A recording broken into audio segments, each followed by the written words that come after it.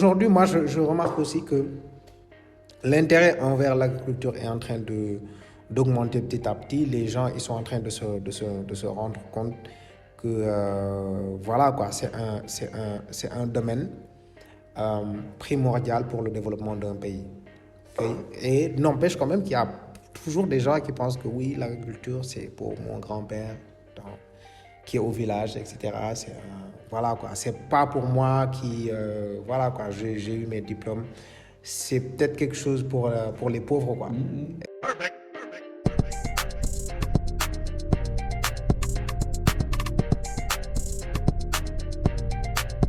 Pour toi, entre le travail de l'agriculture et après la commercialisation, pour toi, c'est quoi la partie la plus difficile? Pour moi, les deux sont équivalents. Et encore une fois, c'est une question de confiance avec qui tu traites. Parce que tu as des gens mal intentionnés qui vont faire en sorte que… Parce que tu sais, le problème de l'agriculture, c'est qu'on parle aussi de produits périssables, qui ont une durée de vie limitée. Quand tu récoltes tes tomates ou ton piment, tu as quelques jours pour les vendre. C'est pas comme par exemple la pomme de terre ou l'oignon où tu peux les stocker si tu as de quoi les stocker. Tu fais du poulet, ton poulet arrivé à 40-45 jours, toi tu avais une trésorerie te permettant de les alimenter, tu es en fin de trésorerie. Il faut absolument que tu vendes ton poulet pour faire tourner la machine. Et tu as certaines personnes mal intentionnées qui vont profiter de ces faiblesses-là parce qu'ils le savent. Que le délai il est court. Pour te mettre la corde au cou. Yeah. Tu comprends ce que je veux dire? Donc c'est ça aussi où le relationnel est très important, d'avoir les bons partenaires, les bons clients, les bons collaborateurs dans ton projet pour que ça fonctionne. Beaucoup se cassent les dents, mais c'est en marchant, en tombant qu'on apprend aussi de ses erreurs. Et c'est là où on peut rectifier. Alors on peut apprendre ça dans des formations ou autres, mais la vraie formation, c'est la réalité. C'est l'expérience réelle, c'est ça la vraie formation. Tout à l'heure, tu as parlé de durée de vie de la récolte qui peut parfois être très limitée, surtout quand tu fais les fruits, les légumes, tout ça là. Et pour toi, c'est quoi la solution aujourd'hui pour qu'on puisse vraiment rallonger cette durée de vie là et pour qu'il y ait plus de pression à ce niveau-là? Bon, il y a plusieurs méthodes. Après, encore une fois, moi, ce n'est pas ma spécialité. Mais il y a plusieurs méthodes. Tu as la conservation par le froid, des chambres froides. Certaines grosses exploitations ont des chambres froides à l'intérieur de l'exploitation.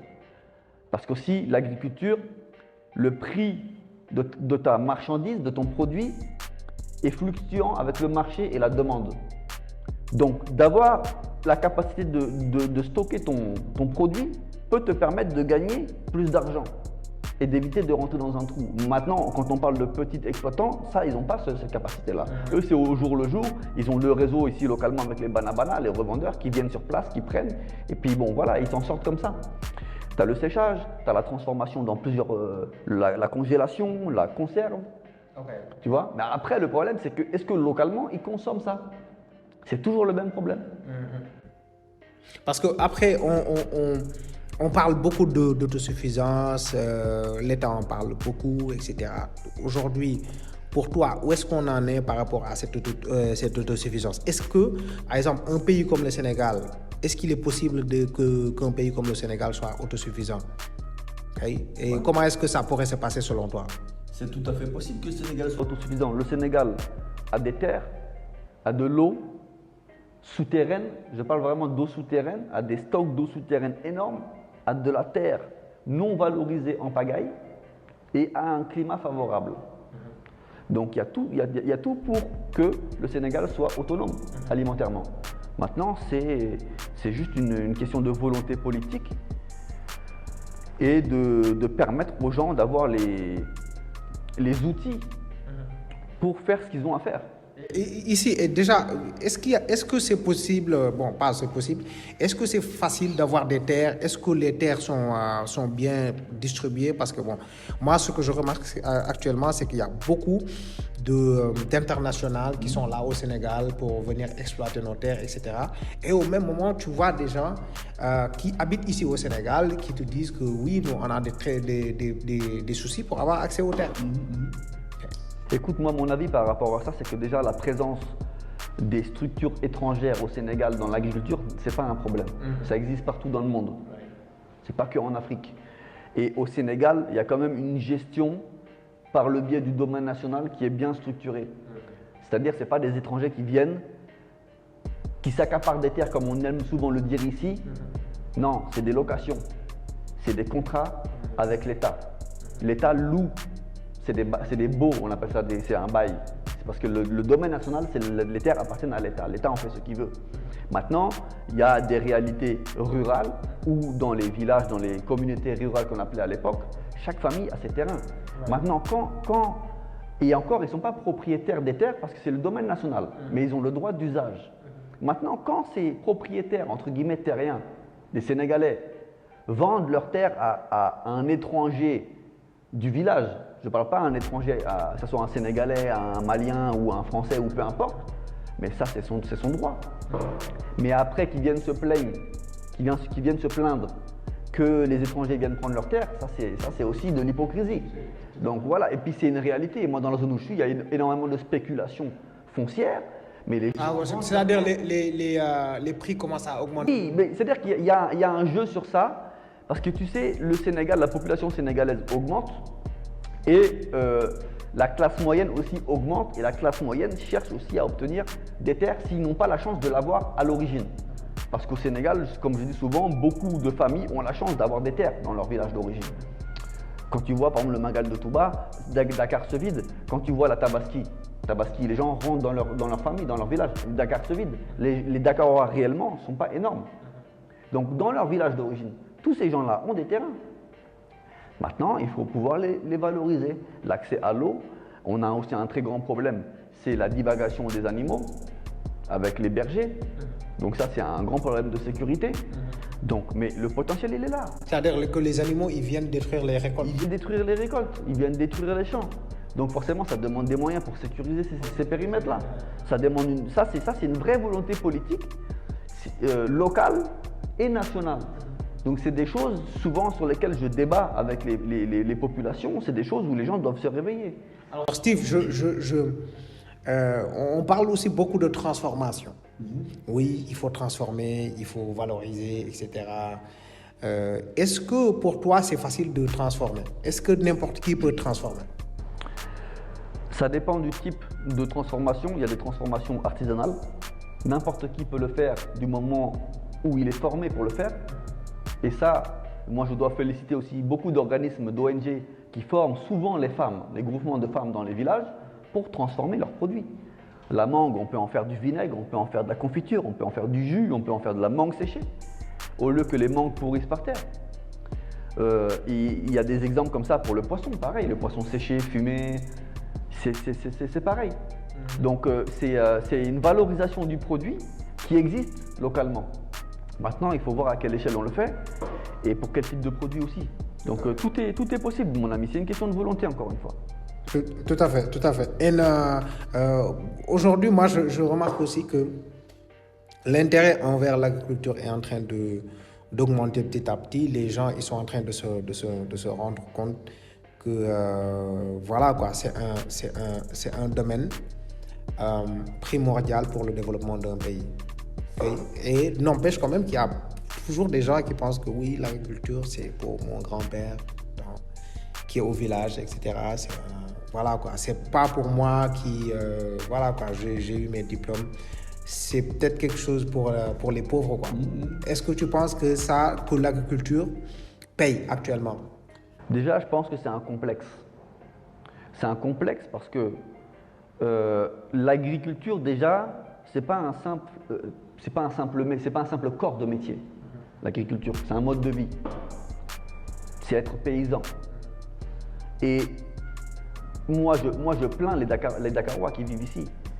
Tu vois, là, je marchais au bord de la route avec les embouteillages, je commençais à tousser avec la pollution. Moi, je viens de la forêt, là-bas, tout va bien. Tu comprends ce que je veux dire? C'est une question de choix. Après, tu peux comprendre la nouvelle génération parce que c'est la génération du numérique. Donc forcément, peut-être que la nature, le végétal ne les attire pas. Mais encore une fois, c'est une question de choix. Pour moi, il n'y a pas mieux qu'une vie dans le milieu rural. Il y a énormément de choses à faire, encore une fois, avec énormément de liberté. Et la liberté n'a pas de prix. C'est tout à fait ça. Moi, par exemple, dès que je sors, parce que je suis originaire de la Casamance, mais tu sens carrément que tu respires mieux, tu manges mieux. L'air est très pur. C'est-à-dire, c'est comme si tes poumons s'ouvraient. C'est carrément différent, quoi. Après, quand tu manges aussi, tu manges pas des trucs transformés, tu manges pas des trucs dans des boîtes de conserve, etc. Et tu es plus en... C'est-à-dire, tu fréquentes moins les hôpitaux. Ouais, c'est pas le même rythme. Ah, c'est pas le même rythme. Et puis, là-bas, la vie est beaucoup plus... comment le dire? C'est-à-dire, c'est beaucoup plus posé. Parce qu'ici, à chaque fois, tu cours après les fins du mois, quoi. Il y a la fin du mois qui tombe, il y a la scolarité, la location, il y a pas mal de factures qui te tombent dessus, quoi. C'est vrai. Automatiquement. Donc, raison pour laquelle c'est compliqué d'avoir une vie qui est sereine ici. Et j'ai remarqué aussi que pas mal de gens qui travaillent ici en entreprise, tu leur dis, c'est quoi, toi, comment est-ce que tu veux vivre ta retraite? Ils te disent, moi, je veux un ranch. Ils te parlent de ranch. Ils te parlent d'une ferme, quoi. Moi, je veux une ferme. Et les gens, ils ont commencé à réfléchir de la sorte. Ils savent que la vie dans une ville, c'est pas vraiment une vie, quoi. Tu es là en train de courir de gauche à droite. Tu es épuisé, tu es tout le temps stressé et c'est compliqué, quoi. Alors, je disais que l'intérêt envers tout ce qui est les régions, l'agriculture, etc. est en train de grandir parce qu'on voit de plus en plus. Moi, personnellement, je t'ai connu grâce à une vidéo que tu as fait. Tu étais en train de former. C'était une vidéo qui était super, c'est-à-dire c'est super impactant. Ce que tu es en train de partager et automatiquement, voilà, quoi. J'ai pas pu t'oublier, quoi. C'est-à-dire après quelques années, c'est-à-dire la vidéo a fait des années, mais jusqu'à présent, c'est une vidéo qui impacte. Tu étais en train de former des gens. Tout à fait. Est-ce que tu es... voilà, quoi. Est-ce que tu formes dans ta structure? Bon, tu vas dans un premier temps nous parler de ta structure, de ce que tu fais. Et aussi, on va parler de ça aussi. Steve, tu es fondateur du GIE Elite PAL. Et en même temps, tu es un pionnier dans le domaine du palmier à huile. Okay? J'aimerais en savoir beaucoup plus sur ça. Écoute, effectivement, je suis le président fondateur du GIE Elite Palm. C'est un GIE, une structure spécialisée dans le domaine du palmier à huile au Sénégal. J'ai créé cette structure, pourquoi? Pour une seule et bonne raison, c'est que j'ai constaté qu'au Sénégal, le palmier à huile.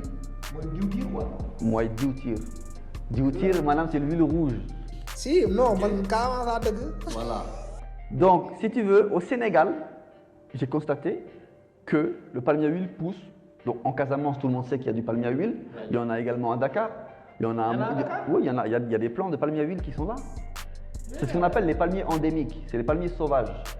Il y en a à Mboro. Il y en a à Palmarin.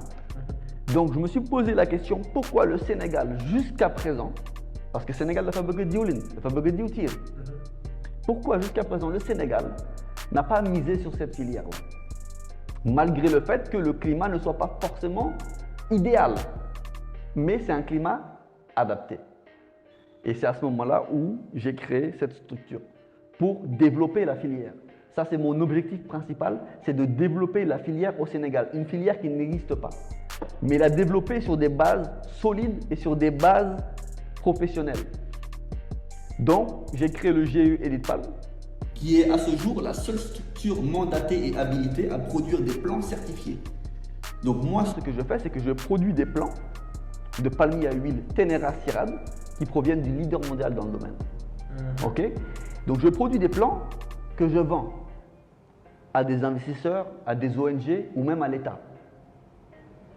Et j'accompagne les investisseurs, j'accompagne l'État dans toutes les étapes, tout le processus qui va de la plantation à l'entretien de la plantation, jusqu'à l'étape finale qui est la transformation. Mais sur la transformation, on n'y est pas encore arrivé, parce qu'il faut plusieurs années avant que les palmiers commencent à produire. Donc ça, on a le temps de se structurer spécialement sur ça. D'accord, donc dans un premier temps, toi, tu fais les plans. Alors, les plants, avant que ça puisse pousser et devenir, voilà, donner des arbres qui vont donner des fruits, etc. il y a un peu de temps qui va passer. Tout à fait. Et une fois que ça commence à produire, alors, parce qu'ici au Sénégal, qu'est-ce qu'on fait des palmiers à huile, moi duty quoi. Est-ce qu'il y a d'autres choses qu'on peut faire avec le palmier à huile? C'est une très bonne question. Parce qu'avec le palmier à huile, tu fais énormément de choses. Déjà, avec le palmier à huile, tu sais, le palmier à huile, il fait un régime.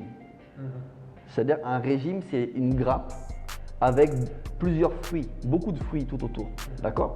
Ce régime-là, une fois qu'il est récolté, on sort les fruits un par un et c'est là où démarre la transformation. Donc, le fruit du palmier à huile, c'est un fruit qui a une chair orangée et avec une noix à l'intérieur. D'accord? Et donc, la première transformation, c'est de sortir l'huile qui est contenue dans la pulpe. D'accord? Et c'est là où on sort l'huile rouge. C'est la chair orangée là. C'est ça. L'huile sort de ça. Diwtirbi, ça vient de la chair orangée. Exactement. D'accord. C'est ça. D'accord. Donc, L'huile rouge sort de la pulpe, de la chair du fruit.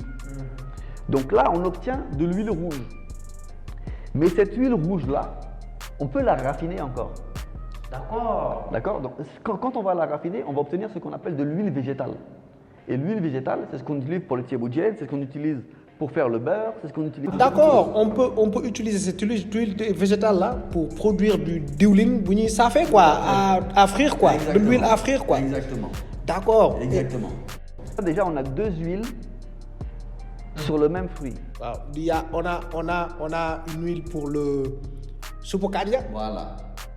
On a notre huile pour le soupe kanja et on a notre huile à frire quoi. C'est ça. Ça, donc on a l'huile rouge et cette huile rouge-là, on peut la raffiner pour obtenir de l'huile végétale. Mais l'huile végétale, donc, elle est utilisée en cuisine, mais aussi en agroalimentaire. Donc il y a beaucoup comment dire, il y a beaucoup d'aliments transformés, des biscuits, du beurre, énormément de choses. Le Nutella, par exemple, où on trouve de l'huile de palme à l'intérieur. D'accord? Et là, c'est de l'huile raffinée. Et la troisième chose qu'on obtient avec ce fruit provient de la graine. La graine, on l'appelle le palmiste, et là, on obtient de l'huile de palmiste, qui elle aussi est utilisée en agroalimentaire ou en cosmétique. Donc là, on a Quand tu parles de la graine, parce que nous, en Casamance, on connaît un peu. C'est-à-dire, quand tu enlèves la partie orangée là, tu as un truc noir, un noyau qui est noir. C'est ça. Quand tu casses le noyau, tu as c'est de cette graine là dont tu parles. Exactement. Voilà, parce que nous, on mange ça. Ouais, ouais. Nous, on mange. On peut soit le voilà. manger comme ça. Voilà. Traditionnellement, il y a des repas qui sont faits avec la graine. La graine là, parce que la graine, elle a un peu la texture du noix de coco, Ouais, quoi. ouais. Exactement. Donc en fait, après, ça dépend des habitudes. Mais tu peux manger la noix, comme tu dis, dans des préparations de cuisine. Ah bon? Mais cette noix-là, tu peux la presser et en obtenir une huile. Yeah. Donc ça, c'est une huile semi-précieuse, qu'on appelle l'huile de palmiste, qui coûte 3 fois plus cher que l'huile de palme classique.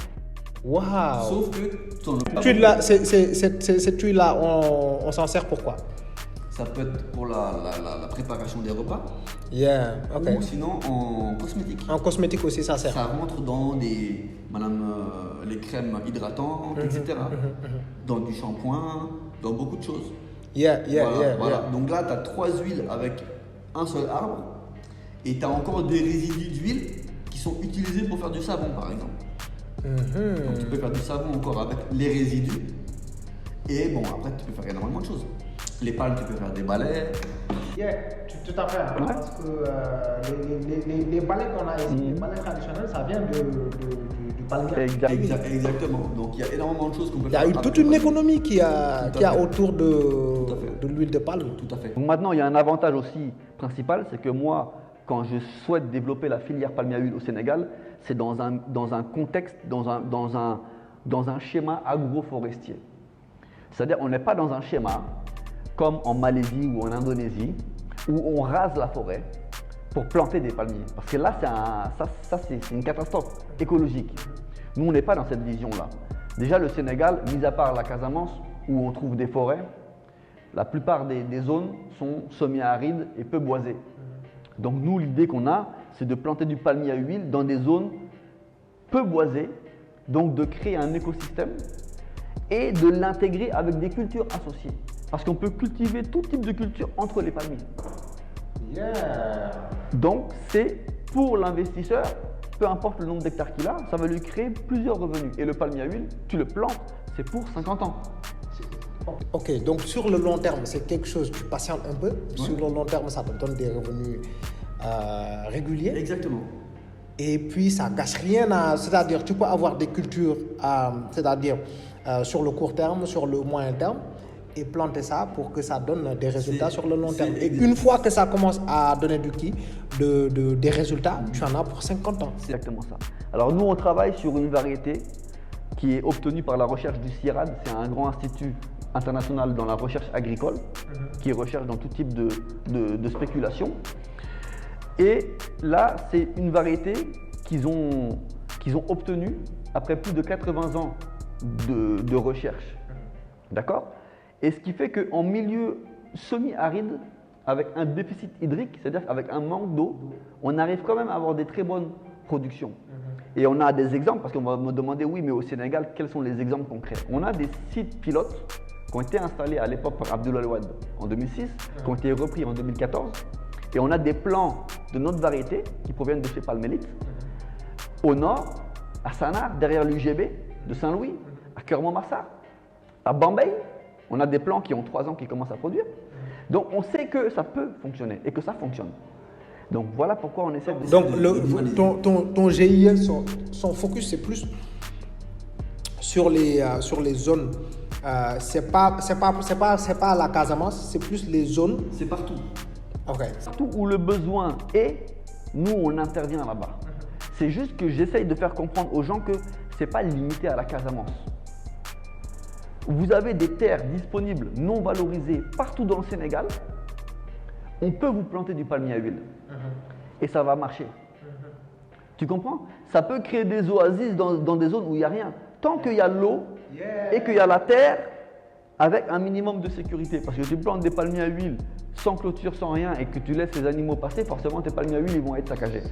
Donc si vous avez des terrains non valorisés, que vous cherchez des choses à faire sur vos terres, je vous conseille de mettre du palmier à huile et on va vous accompagner pour ça.